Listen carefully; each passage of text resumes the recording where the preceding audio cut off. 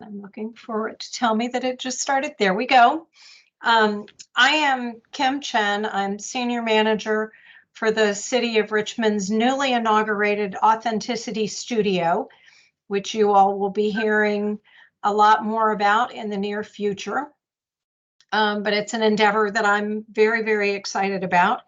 And one of the projects that is within that work plan is this cultural resource management plan that I personally am just really excited about. We have an extremely historic city, and we have never had a plan to tell us how to identify, manage, protect, enjoy, love all of the amazing, both tangible and intangible resources that we have in this city. So I'm really, really excited that we've got a great group working with us in Commonwealth Preservation Group.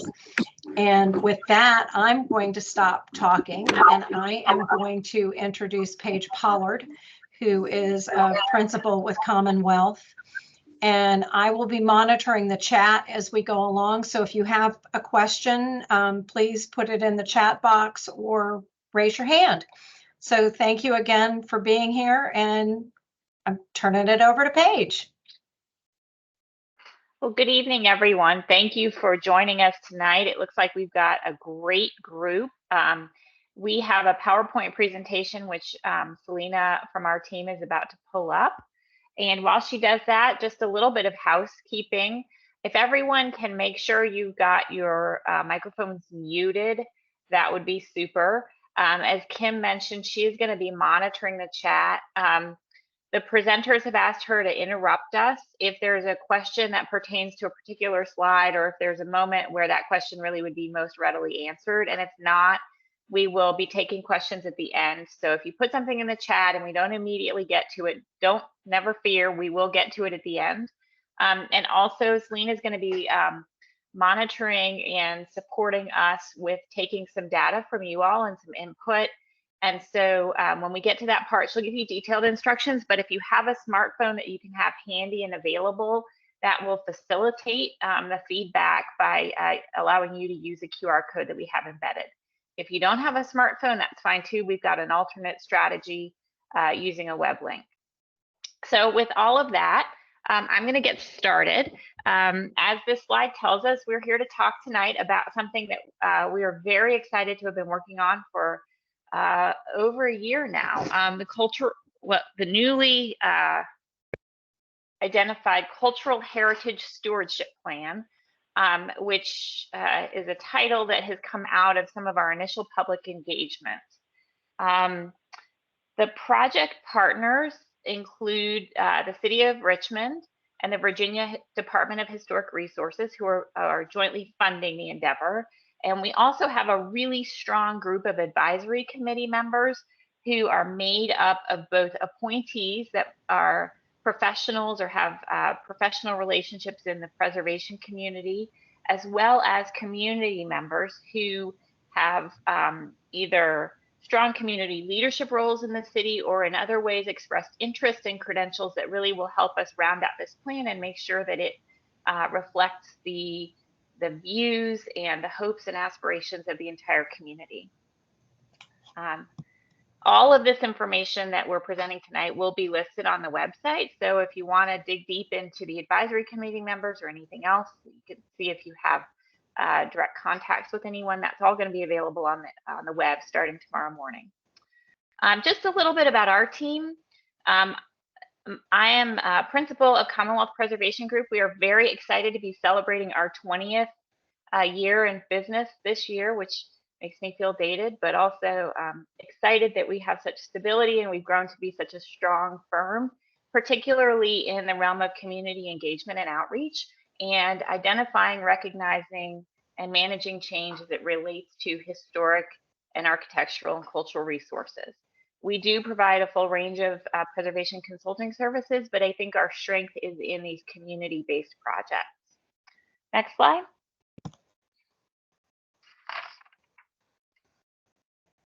Next slide.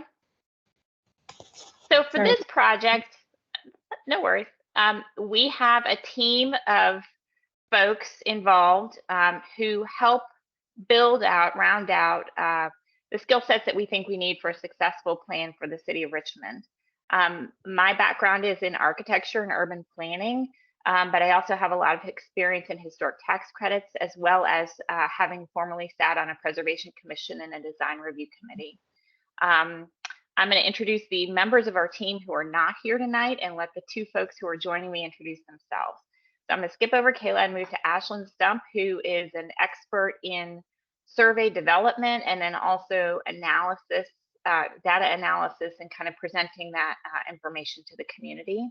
Ashley King is our director of operations and also helps us a lot with community engagement and educational content, having formerly been a teacher and also an interdisciplinary education specialist for an independent school in our area. And then Leon is our graphic design expert who helps us with things like our presentations and also how we help convey to the community, both graphically and in the written word, the goals and objectives of these projects. Kayla, I'm going to turn it over to you to introduce yourself, and then Selena. Hello, everyone. Good evening. I'm Kayla Hallberg. I'm serving as the project manager for this project, but also serve as the special projects lead on a variety of similar projects where we, as Paige mentioned, specialize in outreach and community engagement. Oral history is a passion of mine, and so I'm really excited to be a part of this project. I've met a lot of you already in person, or we've talked on the phone or emailed. So it's great to see those of you who are kind of following along with us. And it's also good to see some new faces tonight as well. Selena, I'm going to hand it over to you to introduce yourself. And also we're getting a question in the chat, if you cannot see it, to click that hide button at the bottom of the slides. Can you do that? Do you see that? Yeah, I do. My apologies. Okay, thanks. That's okay. Hi, I'm Selena Adams. I just started interning at CPG a month ago, and I'm focusing on community engagement for this project. I'm very much new to this field. I've been a research assistant while in school doing oral history, but for the past 2 years, I was focused on diversity, equity, and inclusion work at a nonprofit in Central Virginia. So I'm excited to learn and be able to engage and build relationships through this project. I'll also be introducing the questions throughout this presentation. We're going to be using something called Menti, which is a platform that you can see live feedback. So if you do have a smartphone, as Paige mentioned, you can use this QR code and scan it. But if you do not, there should be a link in the chat. And if not, it should be placed in there shortly, where you can just put that in your computer, tablet, whatever you have, and possibly use the code if it prompts you. So if you just have a moment to scan this, and then I'll pop on over to Menti. Alrighty.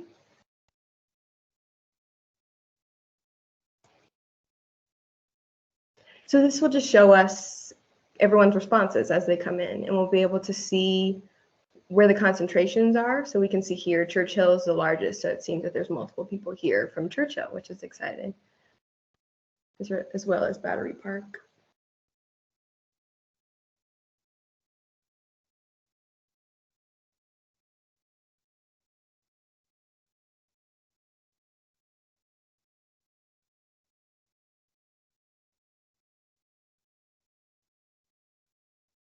I always love to watch these. They're very satisfying. I'm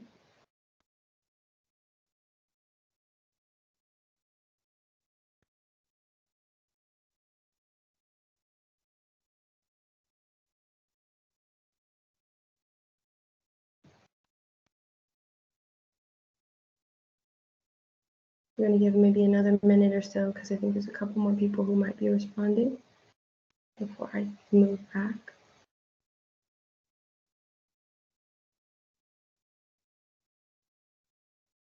All right, perhaps not. So yeah, it seems like Churchill is still the most consistent, which is cool to see and interesting to see all the neighborhoods that are represented here, that we have a few all throughout.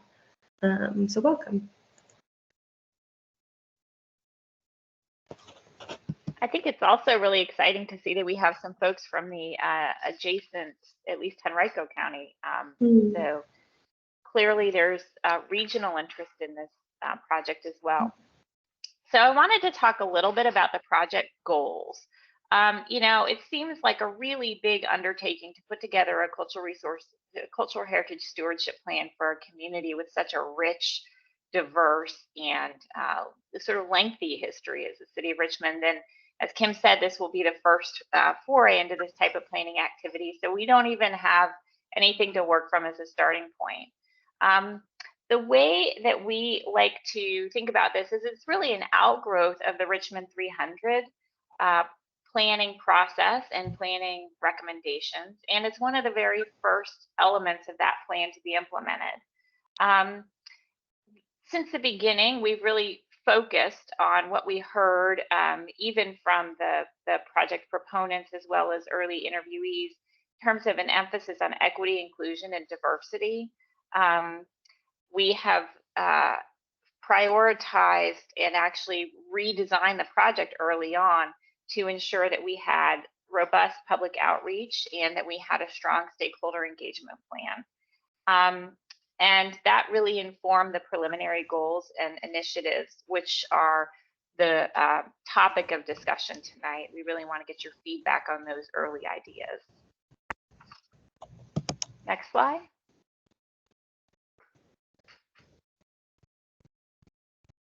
To give you a little background on the project and what we've been doing to date, phase one, which was initiated a little over a year ago, was really designed to give us an opportunity to begin to understand the City of Richmond policies and also a preliminary look at what stakeholders would prioritize. The scope of the project initially was intended for us to have a few internal interviews and then begin to develop a recommended preliminary outline. But early in that engagement process, it became clear to us that we needed more time with the stakeholders, and we needed the internal, meaning city stakeholders, and then the external stakeholders, meaning folks who are officially kind of connected in the preservation community, to help us take the time to develop a robust community engagement plan. So early in phase one, we approached the project proponents, which is the City of Richmond, the Department of Historic Resources, and then with input with Historic Richmond as well, and asked them if they would consider a reset of the phase one scope of work to allow us to have more time for stakeholder engagement and to take that preliminary outline and push it to a later phase so that we could have more input and we could spend more time in phase one planning our overall project strategy.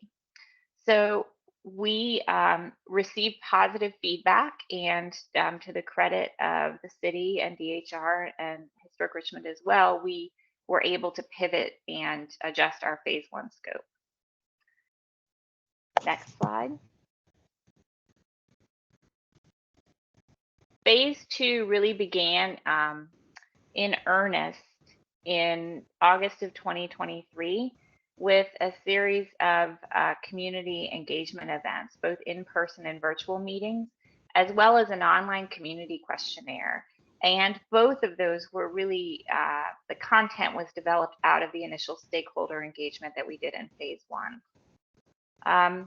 Right now, we are having another community engagement meeting. We've developed our analysis of the community questionnaire, which we've delivered to the city and will be posted in the morning. And we also have delivered our preliminary thoughts on an outline, which we'll discuss tonight, and we're seeking input from you all.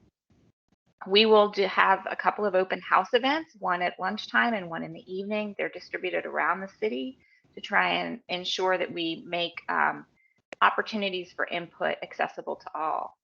We will also have additional public meetings that are virtual, and deliverables will always be posted to the website for review and comment. Once we really agree on what that outline needs to be, we will begin content development in the spring and summer, and we will again provide a full draft for review and comment by the community.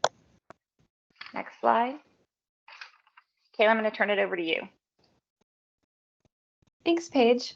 I do see that there's a question we have about expecting owners to be, who will be impacted to be included before the project goals are determined. And we're going to kind of go through what that process for input's going to look like towards the end of the presentation. So I didn't want to ignore that question, but we will talk about ways to provide feedback on this as we get further into the presentation. So we wanted to have a little bit of background on key terms.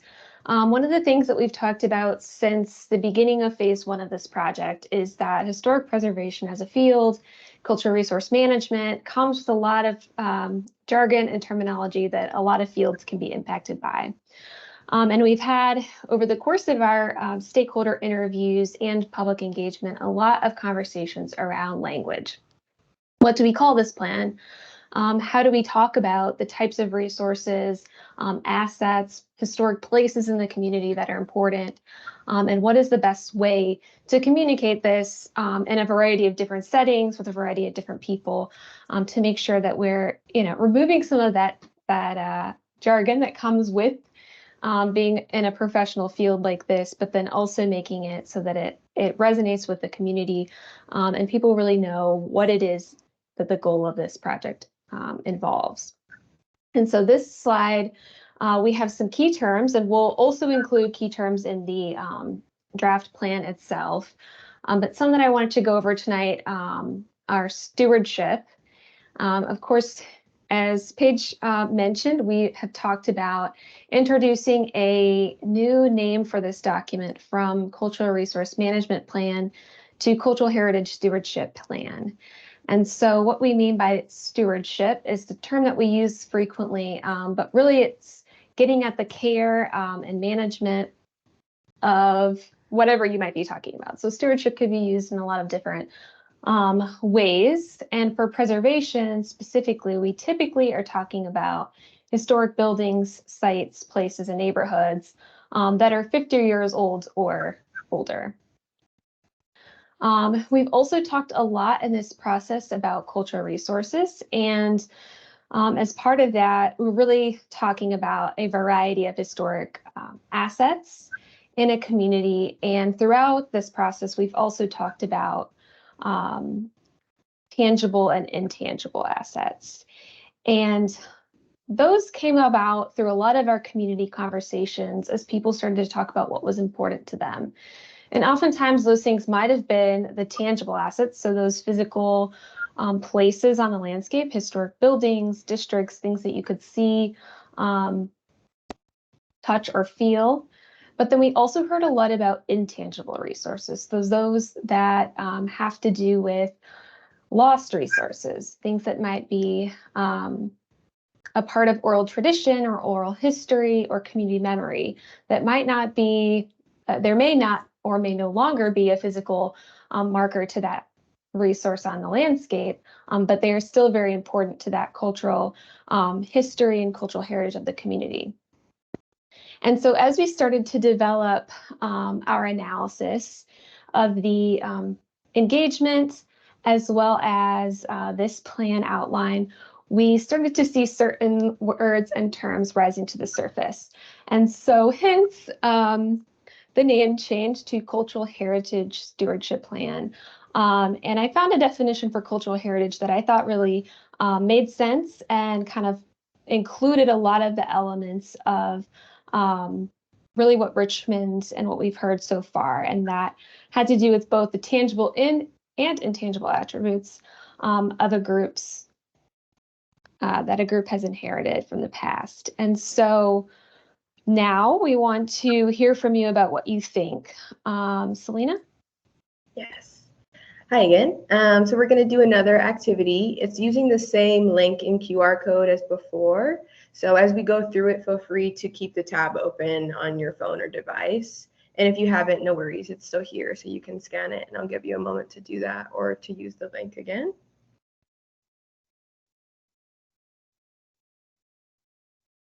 Alrighty. So this one's a little bit different than the first one. It'll populate, oh, delightful, so speedy. It's already populated with different responses, and you can write more than one if you haven't already noticed that. But once you are finished, if you just want to write one or if you want to write three, for example, make sure to hit next question. So when we circle back to that in a few slides, you're able to participate with those. Well, let's see. So what comes to mind when you hear cultural heritage? So we see past, valued, preservation of culturally and historically significant sites, public history, remembrance, commemoration, storytelling, and education, cultural heritage spaces and productions developed and or maintained by specific community groups, be them racial, ethnic, religious, neighborhood, etc. Protecting the wide-ranging, diverse history of Richmond through preservation, appropriate development, as well as significant coordinated tourism initiatives to showcase our amazing city. Urban patterns, memory, extremely subjective. We value our past. Inclusion of all facets of Richmond's history, Native, African American, Jewish, etc. All stories, all viewpoints. Architecture, we see a nice variety of responses here. Our inheritance and our gifts to the future. It's a beautiful wording. People and place in symbiosis. Awesome. Okay, so we're going to return back to the presentation.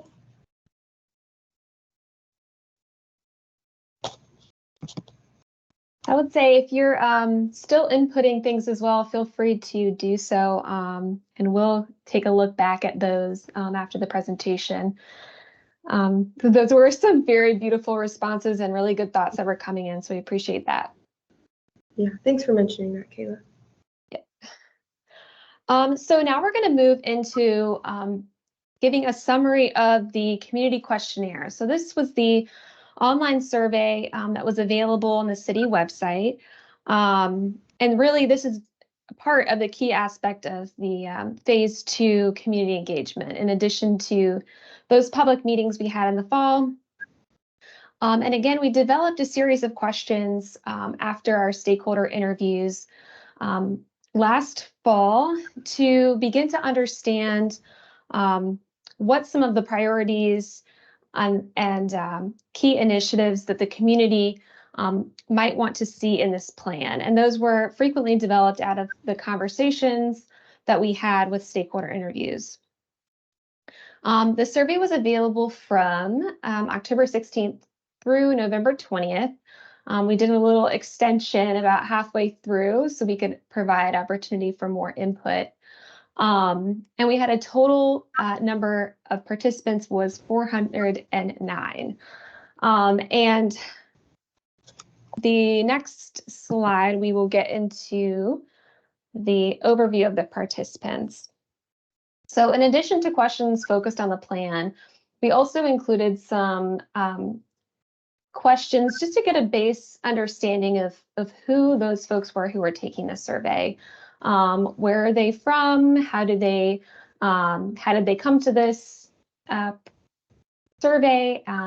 How familiar they are with historic preservation or historic places, and to just get a baseline understanding of the demographics. And so what we learned is that most participants were interested in history and enjoyed visiting historic places. Most lived or worked in a historic neighborhood in Richmond, and many lived in historic homes. Almost all of them have a direct relationship with Richmond, and most are long-term residents. We did have a few responses from further afield, a couple in Northern Virginia, the western part of the state, and then one a little further afield out of state, but they seemed to be traveling from somewhere and saw the survey. So they were a tourist and visitor, which I think offers a little bit of additional insight as well, that they were able to find this survey online. So that's great. We also had some residents from the surrounding metro area. So the county surrounding the city also participated.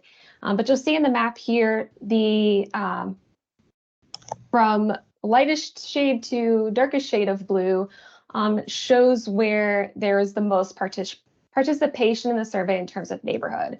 So we asked participants to write in their neighborhood. And so we organized those as best as we could according to the maps available. But you can see that there are some areas where we had much more responses than others, and then some areas where we had very little response or none.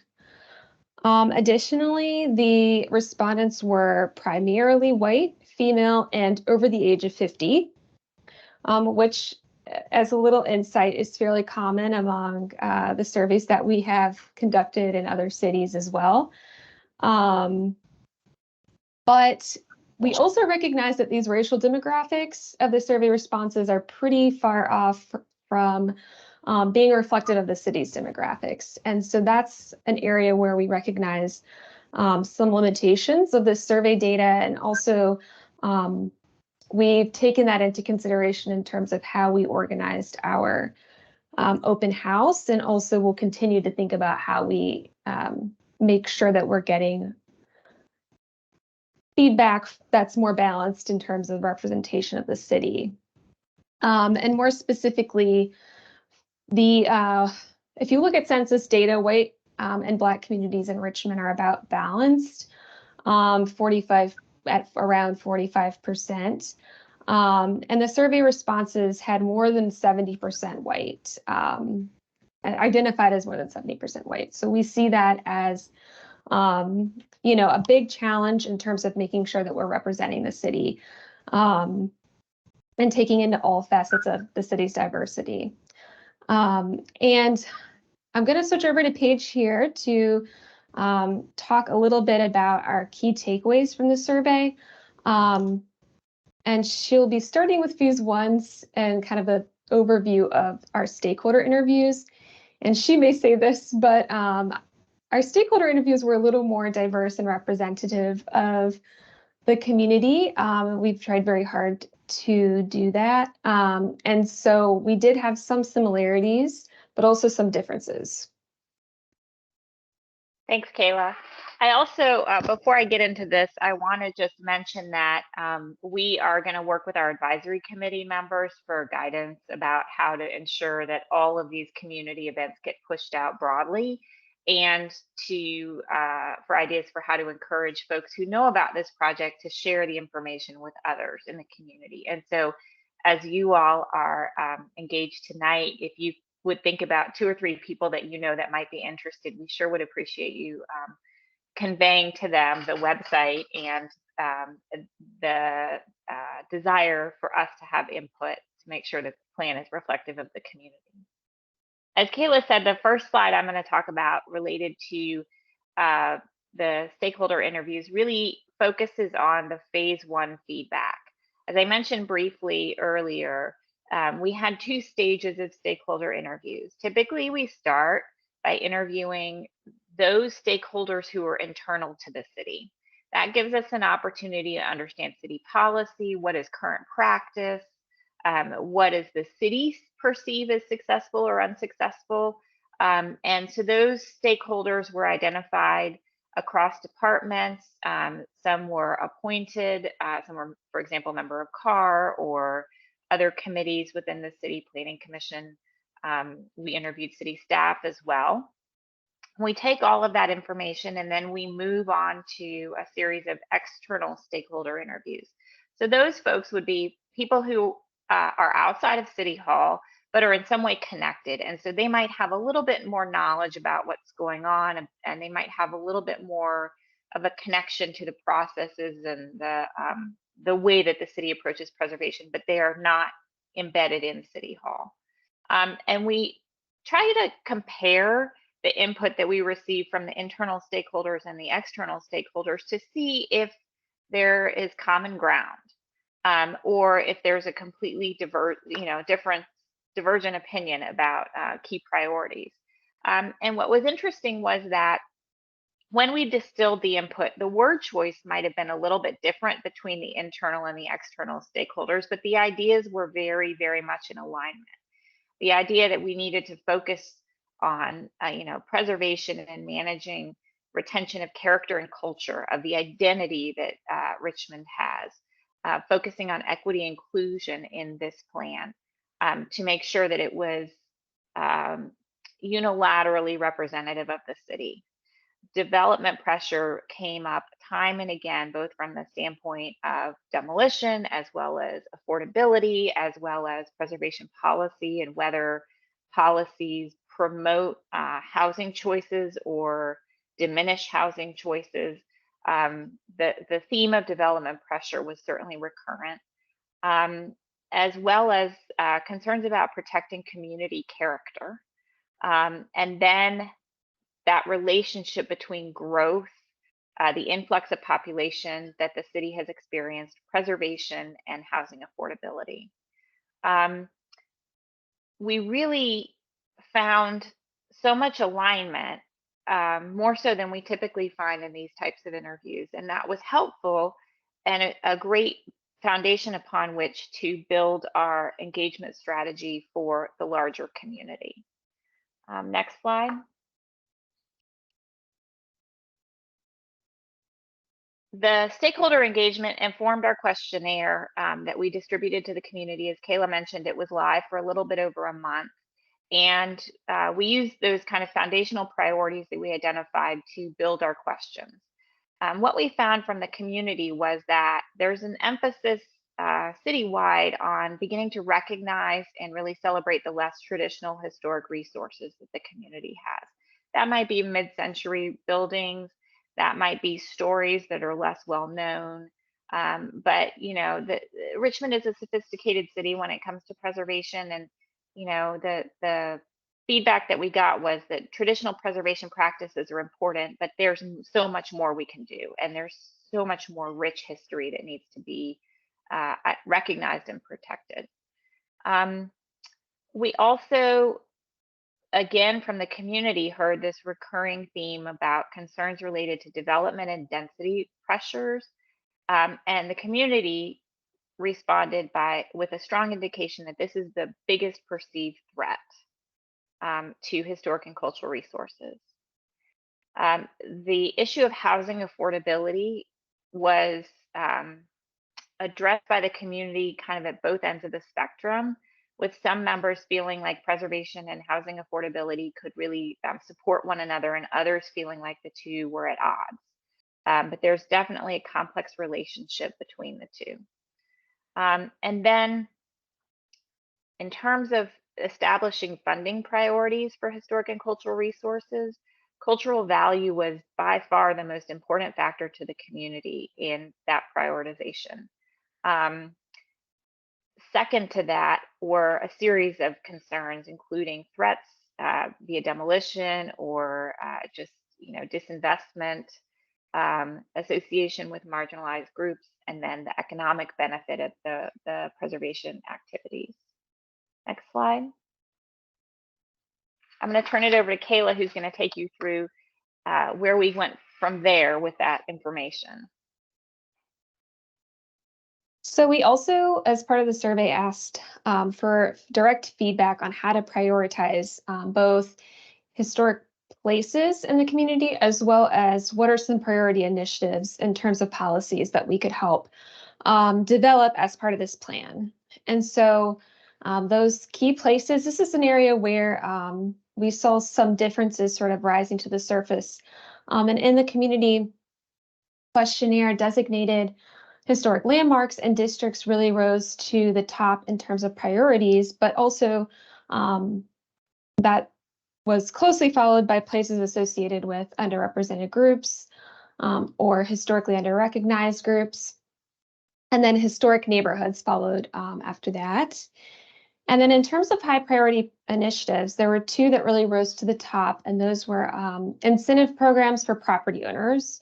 And so that might look like programs that would allow for current property owners to do maintenance or repairs to their home or rehab projects, and provide some sort of financial incentive so that they're able to stay in their neighborhoods.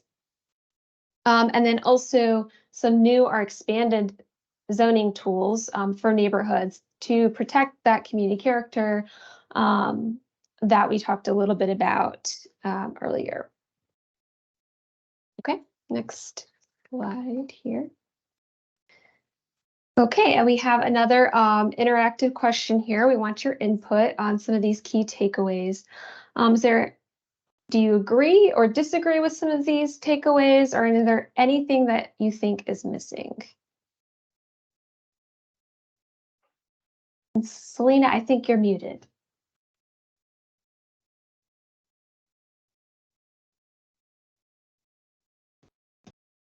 My apologies. I don't know how that happened. But yes, I will move back to this. Let me see, is this the correct question? Yes. So for this one, certainly you can say yes or no, but feel free to expand, and you can include more than one response to this one as well. So make sure to input as many as you'd like and hit submit, and then move on to the next question. Okay, so far we have agree with the takeaways in total. This is such a critical process. Should any elected officials be involved or at least be updated and engaged so there is an understanding of policy decisions? It's a helpful consideration. Demolition protection needed. I like the scope. Incentives for vacant and blighted properties. I'm not sure that I understand what the scope of the oversight being considered. If you have questions, do feel free to either put them in the chat or raise your hand so we can discuss them more specifically. How will this document help protect historic properties? Someone's curious about environmental preservation. I think archaeology needs to be more explicit. A lot of commentators today mentioned it. Sometimes archaeology is part of larger sites, but I think it needs to be considered specifically. Generally, yes, financial incentives for care and maintenance are very important, but also need to discourage or avoid policies that penalize owners of historic properties. Great. So we have a few on the incentives, the historic neighborhood densities. Agree with key takeaways of interest. City's emphasis on density to grow tax base is at odds with key takeaways. Essential that City Council hears these messages. As we previously mentioned, feel free to continue adding as we go on, and we'll record all of these responses. So add as many as you were able, and then move on to the next question and wait for us there.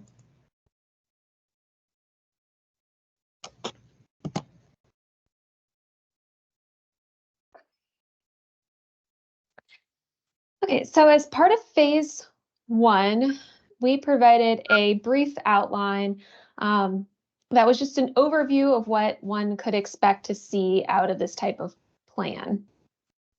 That was used to sort of, again, explain what to expect. We got a lot of questions about, well, what is this process and what does this look like? And so we provided really just a brief few bullets as part of phase 1.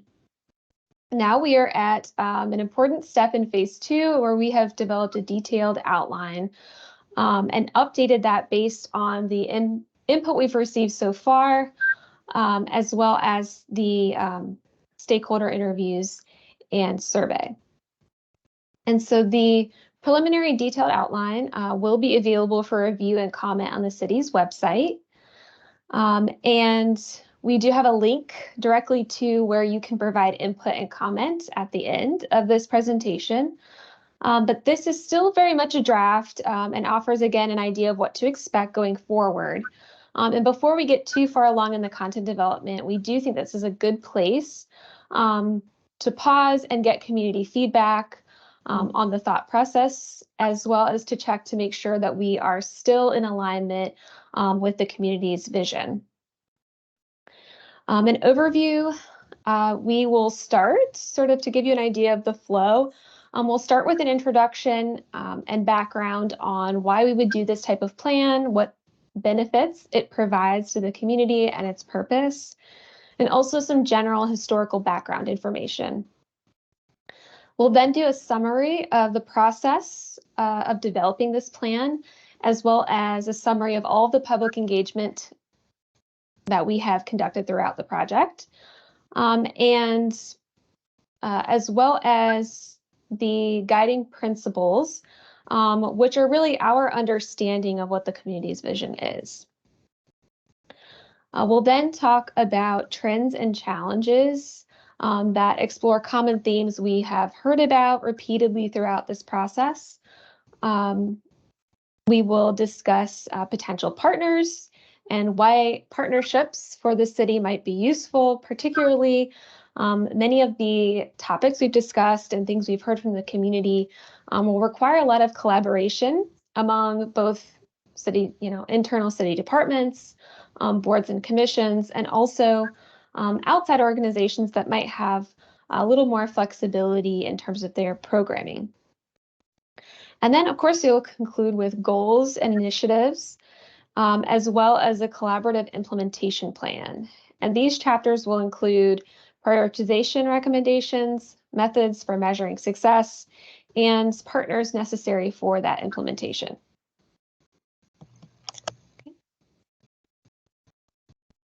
So as Kayla mentioned, we really start the heavy content development for the plan using guiding principles. These are our understanding of the community's vision for how cultural resources and cultural heritage stewardship should be approached for the city of Richmond.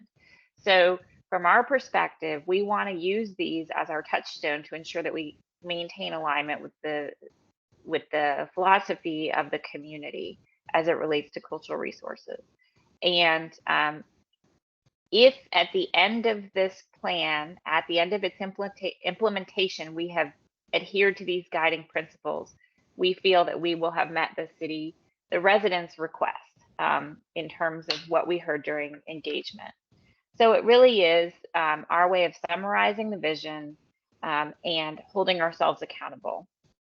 The three guiding principles that we're currently working with for this plan are ensuring equity and inclusivity in all cultural heritage stewardship programs, increasing awareness of and appreciation for the city's historic and cultural places, and promoting a balance between development and preservation through policy.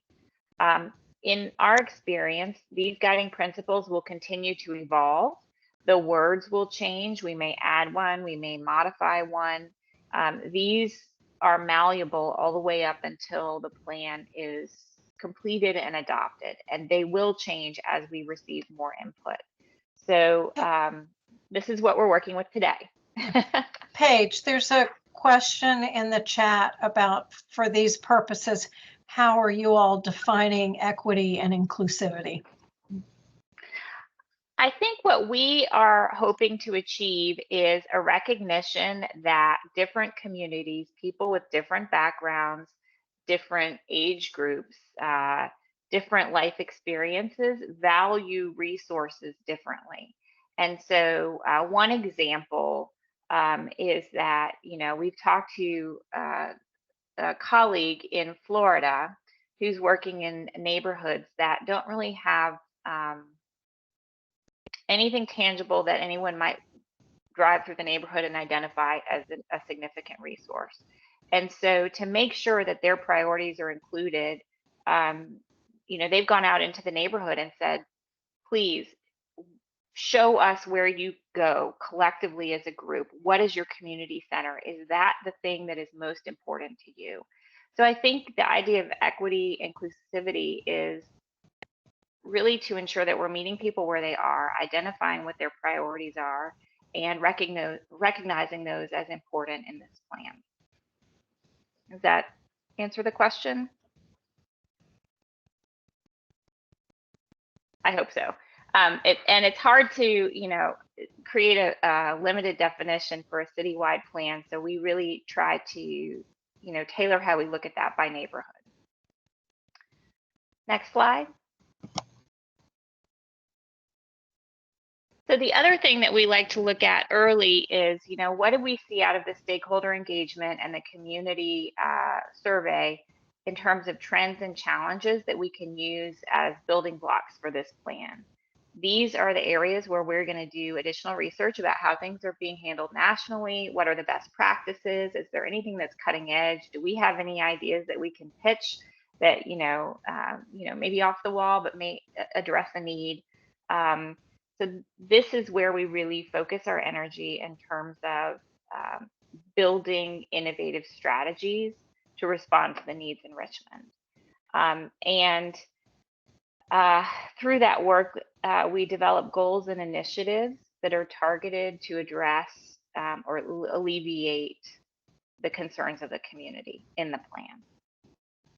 And so the trends and challenges we're currently seeing or tracking as priorities are demographic and population challenges, housing affordability, development and density pressures, intangible cultural resources, neglect, deterioration, and demolition, disasters, both natural and man-made, and then major gaps in the survey and inventory of cultural resources in the city.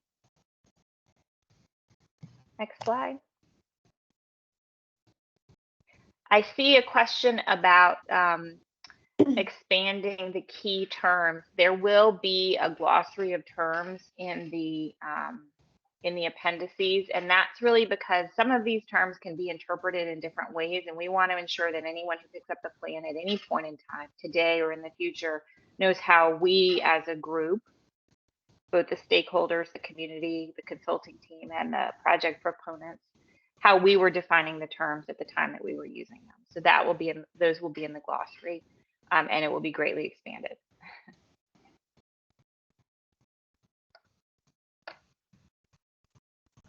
Okay, next I want to introduce the 4 categories of goals for the plan. And within each of these categories, which I'll kind of go through why we broke them down this way in a moment, but each one of these goals will have a variety of initiatives under them to help achieve each of the goal areas. And in the draft outline that will be on the city's website, you'll see a lot of examples of different types of initiatives that may be under each goal, but I'll give just a couple tonight.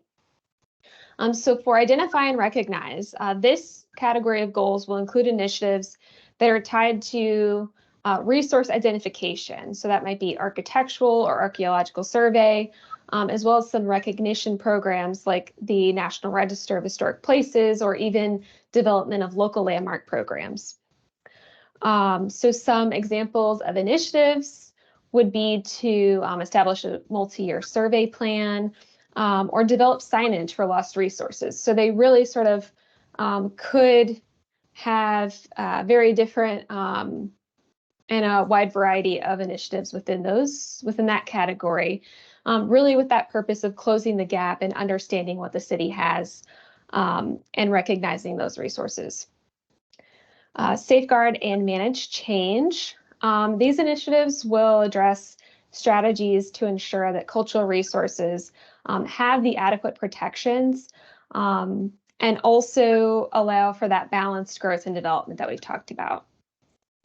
So establishing cultural heritage districts may be one way to safeguard and manage change in areas that might not be those landmark or old and historic districts, but they are important to different communities who've come up and said, hey, this is our neighborhood, or this is our district that we value and we want to see it recognized in this way. And then again, some other potential strategies here may include working with zoning to develop policies that protect different character defining aspects of historic neighborhoods.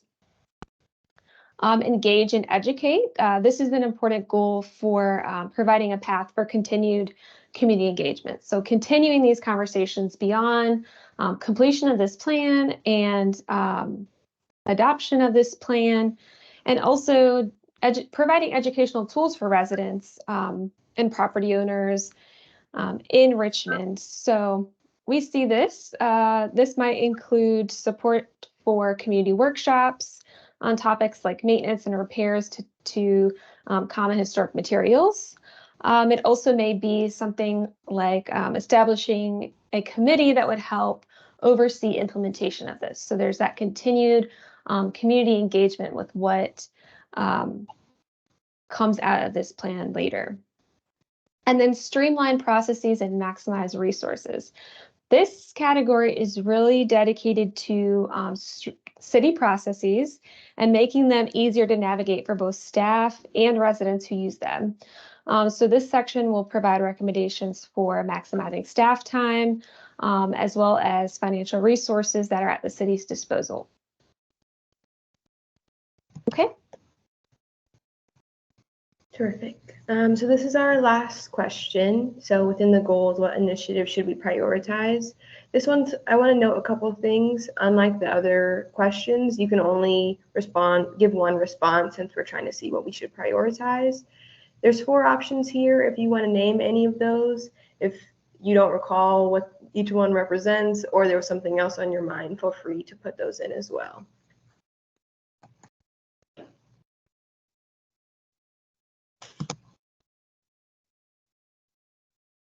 I'm going to give that a moment.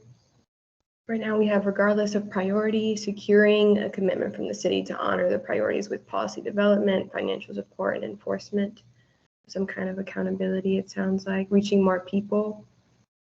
Safeguard and manage change, development, infill that meets existing and comparable heights. Safeguard and manage change.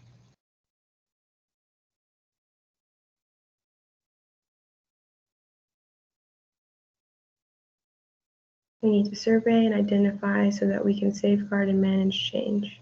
We don't know what we have in some areas and for some resource types. Certainly. Identification. Protect landscapes and environmental features, not just buildings. Absolutely. Understand that we have limited acreage, that we must allow density to grow. Sure. Again, the balance of the preservation and the development aspect. Reaching more people, managing change. Awesome. Okay. Continue to share whatever thoughts you have. We're going to go back to the presentation. It's interesting to see the parks and open space come up again, because we've seen that kind of rising to the surface of a lot of conversations and survey as well. There were, though that was one of the areas where more frequently may have been not cited as historic, but was more frequently found worthy of protection. So good to see that again. Okay. And then in chapter 6, we will give an overview of factors for prioritization. Similar to other topics we've already talked about, these factors are really built on both community input. What are the reasons the community is saying we should use for prioritizing initiatives and programs, as well as also considering some of what are those best practices for cultural resource management and historic preservation, and what are some of the common elements that we're considering as part of the sort of professional practice for staff. And so these factors listed here: threats to resources, resource rarity, financial hardship, cultural value. Again, we see that raised to the top in every conversation and survey. And then historic age and integrity. We'll explain in the plan what each of these factors means and how we use those factors to prioritize funding. And then we're able to provide staff with tools and sort of a ranking and scoring method that they can use to prioritize resources both for programs in this plan, as well as things that might come up as new or urgent initiatives in the future that we can't yet predict. And I should also mention that this 1 through 5 is not listed in order of rank. Each of these factors would have their own scoring protocol that we'll develop with a lot of input by the advisory committee on how we do that. So I don't want to cause any confusion about the ranking. Okay, next slide. And then, so chapter 6 will also include a couple of elements that really get into the meat of, okay, we've talked a lot about what are the challenges, what is the community's vision, what are those strategies that we should employ to meet the gaps. And then chapter 6 will give us that collaborative implementation plan of how do we do this? How do we do all of this? In what order should we implement these initiatives and give measurements for success along the way? We also typically include things like who's the responsible party for this, or who should the city partner with to make sure this gets done?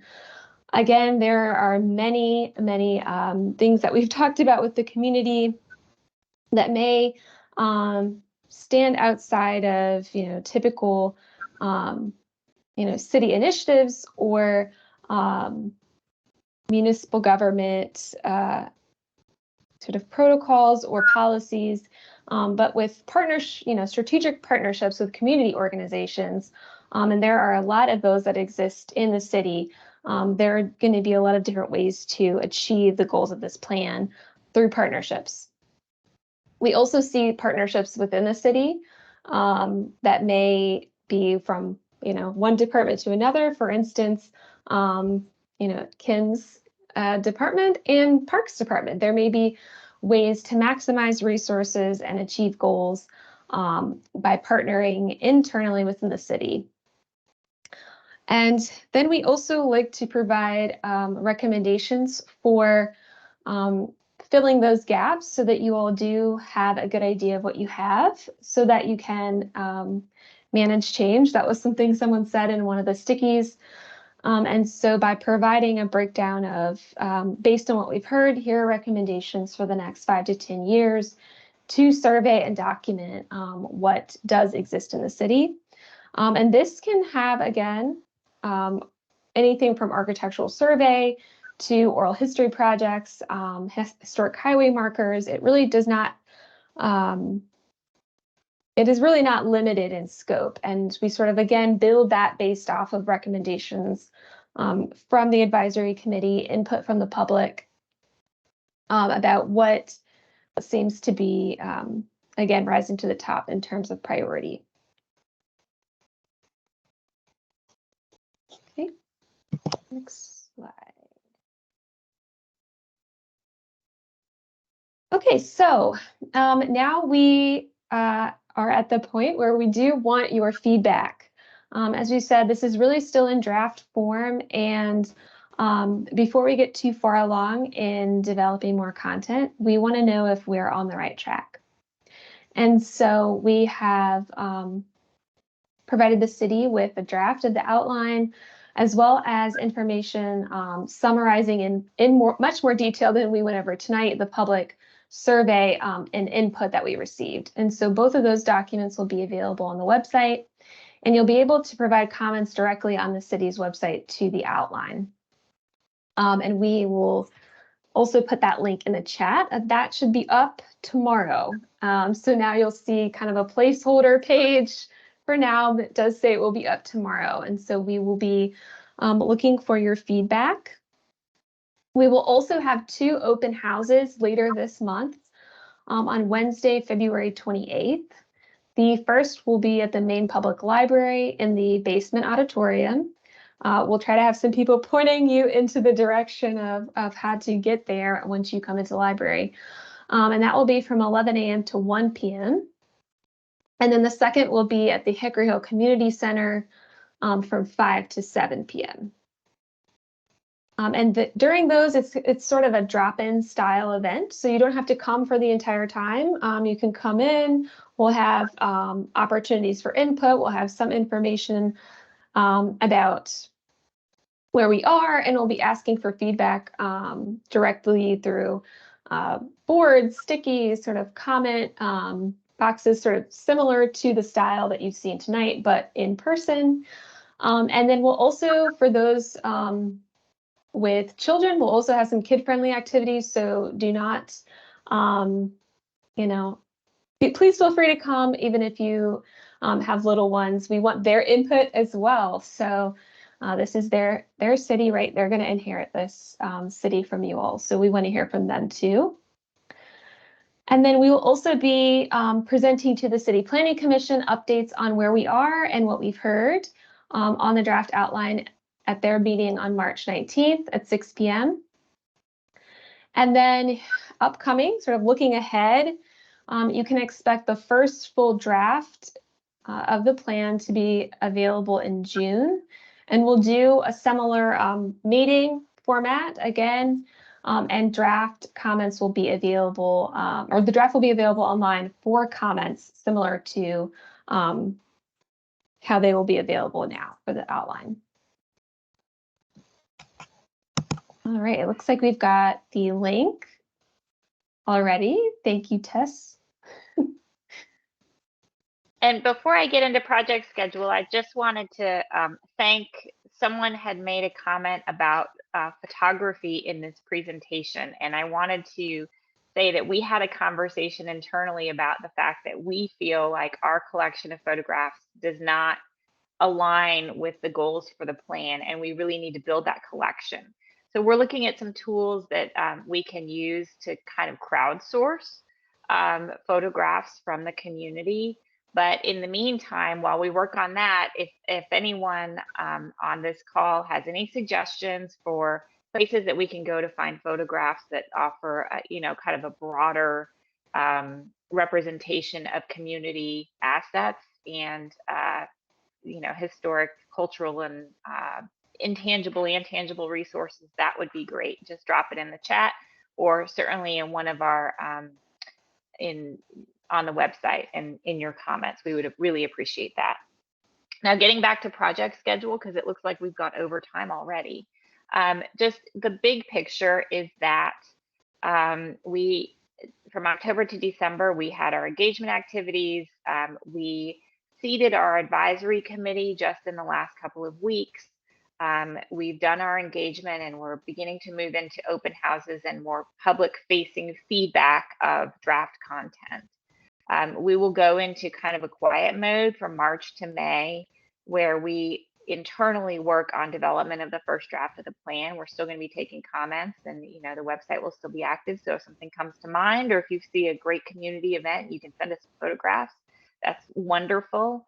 And then we'll begin another cycle of draft review and revisions in June through August. We know people tend to leave town and go on vacation or be otherwise occupied in the summer. So we'll take that downtime to update draft one with your comments, and then be ready in the fall to present the final draft, make final presentations to the community, and hopefully with the support of the community, seek council adoption.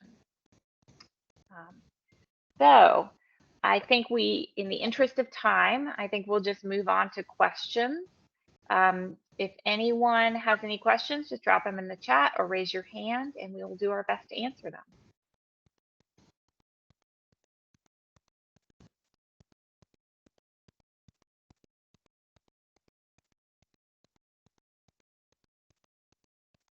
Let's see. So I think, Kim, do you want to moderate the questions, or do you want me to take a pass at that? Sure. We have one here that says, well, will this plan have teeth? I love this initiative, but if it doesn't have teeth, it's just very nice words. To expand on what I mean, I'm wondering what will be the relationship between this plan and CAR, the Commission of Architectural Review Guidelines enforcement. Currently, CAR may approve or disapprove of changes or demolishing, but there's like a $200 fine disregarding the verdict. Most developers can pay. I will answer that question very quickly, and then you all can. We currently have, through our legislative team, we have a bill making its way through the lovely building across the street from City Hall that will give the city the same penalty ability as counties have. And I see Kevin Vonk's hands up, and I'm going to let Kevin really answer that question. Oh, thank you. Kevin J. Vonk, Director of Planning Development Review. You know, as Kimberly had mentioned, there is a bill across the street that would provide localities some additional opportunities in terms of levying civil penalties. That would help in terms of acting as a deterrent. But in terms of, I think, teeth for this particular plan, I think something that's important is that even though it's I'll say a plan and a strategy, I think one of our goals would be to go through the process to incorporate it as part of our master plan, Richmond 300. The master plan does have teeth. It's referenced in charter and Code of Virginia. In terms of setting the stage for future ordinances that would act in a more regulatory manner. So in terms of the establishment of additional old and historic districts or modifying those thereof. I think you talked about earlier as the zoning ordinance comes through for a rewrite. And then in particular, you know, what we could do in terms of particular regulations for those structures in old and historic districts. But in order to do all that, we need the framing for it. And we need to do that through this plan. So we have I'll say the backing in order to make those additional tools.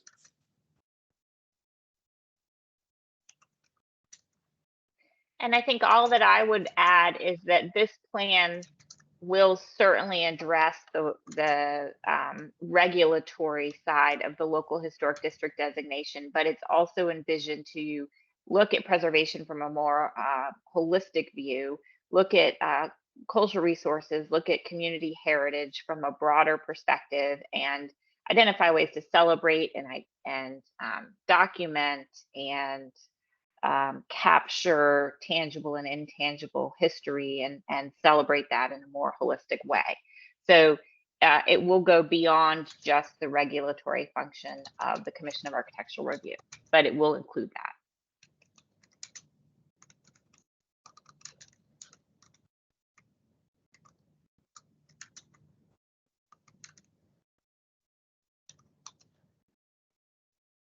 Let's see.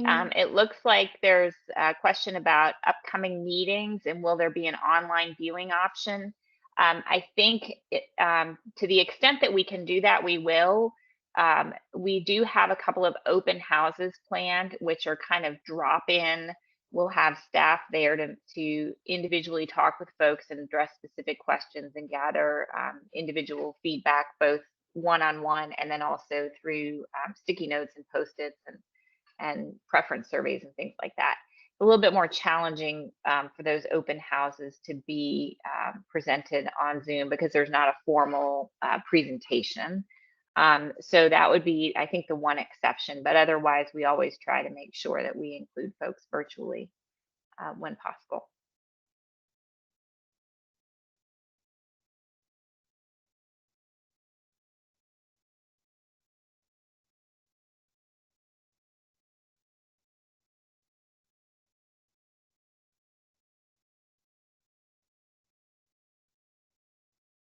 I'm seeing a lot of great comments here. I'm not sure if I missed any questions. Kim, did you see any fly by? There was one comment about the short turnaround for commenting on the outline. It is a short turnaround, but we are trying. This is a lot of work to try to get done in a very limited amount of time. We're trying to be finished by the end of the year.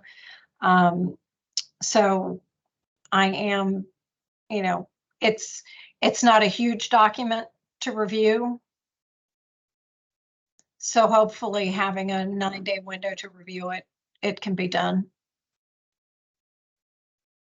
Hey, this is Kevin again, just chiming in. I think, one of the goals for looking at having it done at the end of the year is also, again, as we work on a rewrite of the zoning code to help this frame what that will be. The code this year, the project really entails, working on a pattern book, which I think overlaps this to, detail what the architectural styles are of our city. In terms of the built environment and setting up the framework. But as we start to get into establishing districts and other regulations, it'll be really important to have this piece in place that can really help shape the code and the regulations as we put them together next year.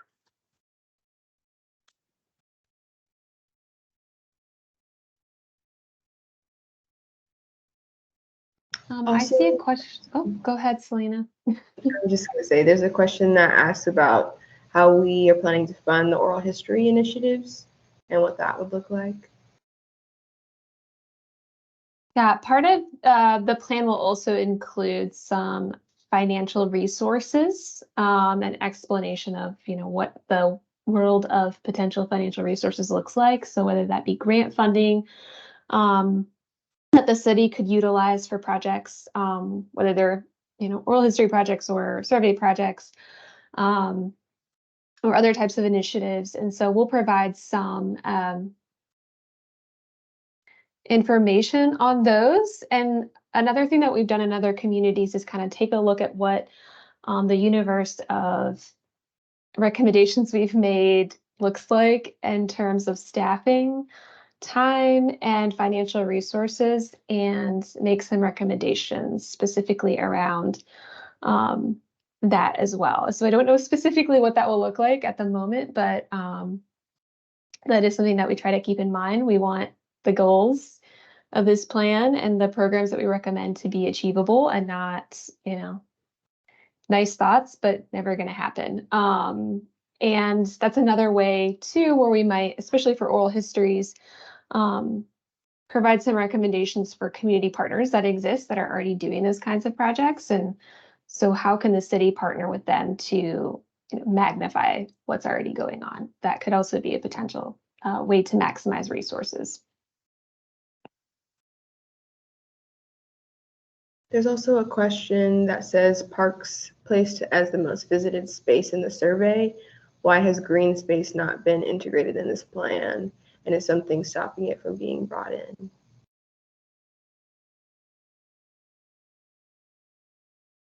I think parks and open space will be addressed at a level, but the city of Richmond is also, our parks department is working on a parks master plan at this time as well, that will focus directly on parks. And then Ms. McDonald has her hand up. Hi, I wanted to ask about the survey and when you all discovered that only 409 people had participated. Were you like, oh my gosh, this is terrible? What did you, or were you not surprised? Is that normal? Were you hoping for a whole lot more than that? Honestly, that's not a bad, that was pretty good feedback based on what other community wide surveys, what the results look like. So we were pretty pleased. We were also pleased that even though we had a high concentration in one area, we did have a nice broad distribution across the community. But it also told us that we have work to do in terms of engagement in the rest of the community. And I think most particularly in redefining the meaning of preservation for the average person in Richmond. I think a lot of people might not self-define as preservationists, and so they see a survey like that and they don't really realize that there may be content in there that's important to them, and how we kind of address that in some of these other community engagement events and strategies is really important. Okay, thank you.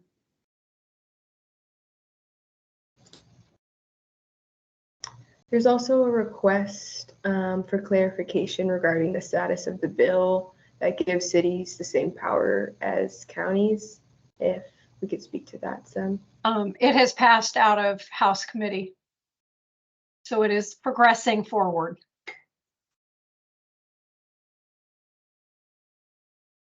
And I think there's a question about all of the existing oral and placemaking history projects to date. I think one of the things that we've talked about is maybe finding a way to ensure that the whole community has access to those resources. And we don't know what that looks like, but there's so much good work going on in Richmond that it seems like a big piece of the puzzle is just finding a way to make sure that that's all connected and people know all the resources that are available.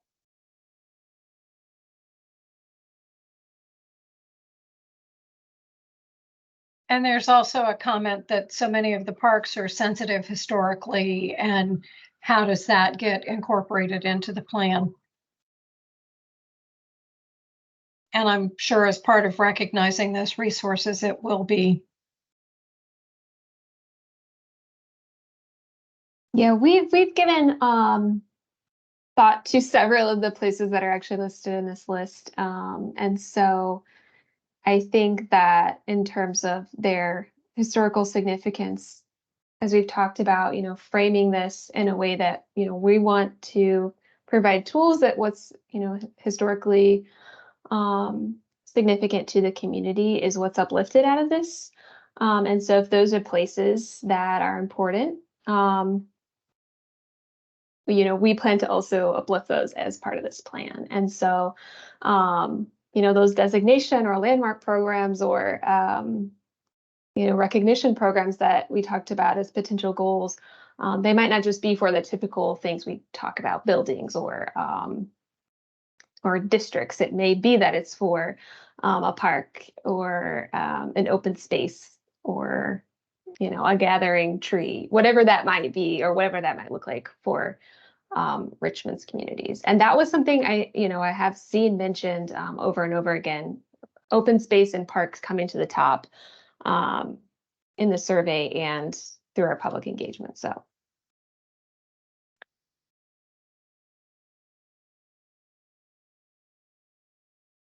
If we don't have any more questions,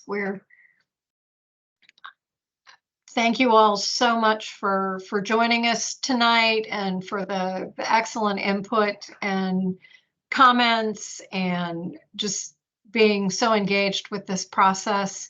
We've been at it for a while, but in some ways we're also at the beginning. And there's a lot more conversation to be had and a lot more content to be developed and shared and commented on. So tomorrow morning, several places in here, the city website is linked. You'll be able to go there in the morning and comment on the outline.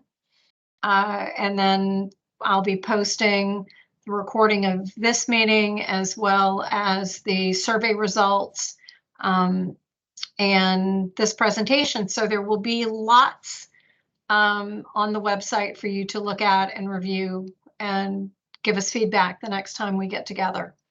So thank you all very much for taking almost an hour and a half out of your Monday night and sharing it with us and your great comments. Have a good evening. Thank you, everyone.